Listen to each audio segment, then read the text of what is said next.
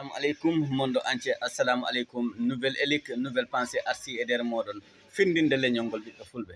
Fulatu men leɓat nin ha men lebdata heɓe ganduɗa gala hakkil ko ganduɗa mumu nafen jiɗi ɓuri ɗumen hakkil par ce que si neɗɗo wuuri miijo mum ngo nafara han on ko mumu nafen muɗum o ɓuri ɗumen hakkille ɓiɓɓe fulɓe. Kettinoɗon mi haalana on nanon départ ɓiɓɓe fulɓe. Hande Souleymani Diallo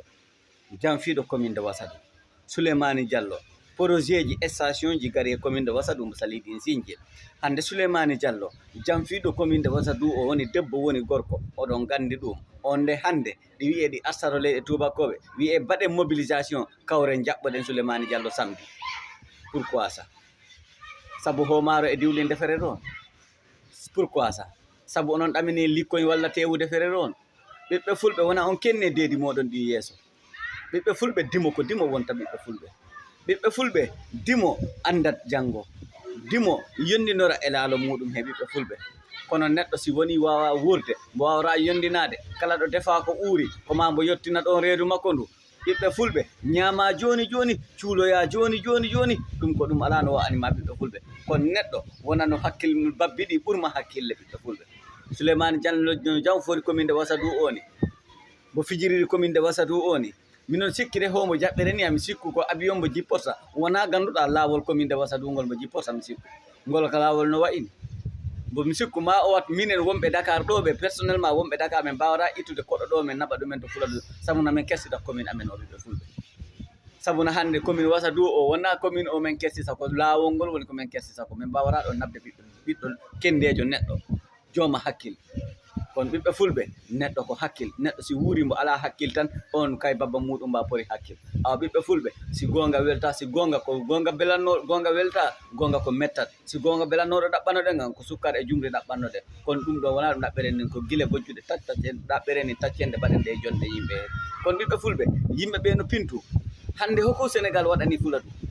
hande a nana ɗo journal lebbi no pori a nanta boom journal haala Fuladuɗi haale a nanta journal Fula haala région Kolda ɗini haale ono mbiyama ɗo yo ko hoɗume région Kolda horo nan ɗon ɗini leɓe kettine nanon ji on yimɓeɓe gandon yimɓeɓe hoko battani ɓiɓɓe fulɓe yimɓeɓe ɗini liggoɗi liggano leñol mumen ngol hande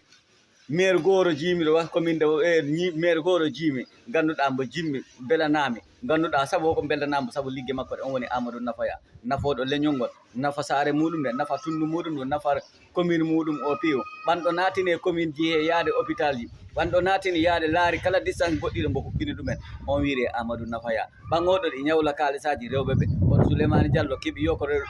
ɓen ko keeɓi yokore obes ji batta ɗumen hôtel aji ɗi jara e potoro jaaɗo wiyendema yo ko liggue ɗaɓɓoyi jaaɗo projet ji ɗaɓɓoyi ɗo yetti yo photo ɗo yetti yoɗi photo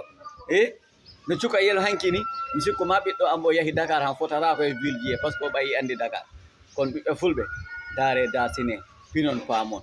on porino fintude kallu Wassadou o no woniri ni hande commune ji ɗi pi peccanomal lampuje potoje ha hande commune Wassadou ran wonde kuɓɓinaka panneau solaire je ɗe ha hande commune Wassadou ran mi sikku ɓe jilima tundu ndu piw horo ɓe kuɓɓini ɗe ɓe mbiyama hande ko payungu ɓe gaddantani forage eji payungu joguino forage guila Ruma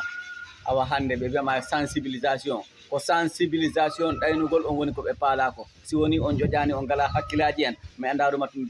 tuma yo mawɗo gorko waɗi ɗumanti waare muɗum nde ala hakkil on ɗumanti on mi anda ɗuma watta hakkil Sabali Bojang wino men yo mawɗo homen mbo lamdime hoko woni solima men mbimo men ganda ko cukael ngel haddaki mboyo ko mawɗo mo jooma waare mbo anda ko watta on woni solima awa ɓiɓɓe fulɓe en pori ittude ɗon hakkillaji meɗen ɗi daren ko baɗen fulɓe gonga welta ko haɗat partage mo vidéo